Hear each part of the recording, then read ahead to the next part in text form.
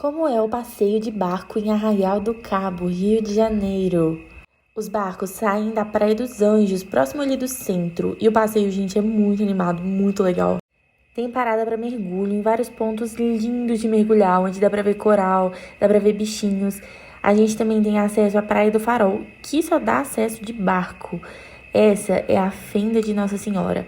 É um ponto turístico muito legal. Tem uma estátua de Nossa Senhora no meio e dizem que quem der um beijo em frente à estátua nunca mais termina.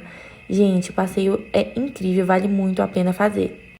Esses foram alguns dos pontos mais bonitos, mas tem muito mais coisa legal. Dura em média 4 horas, é incrível.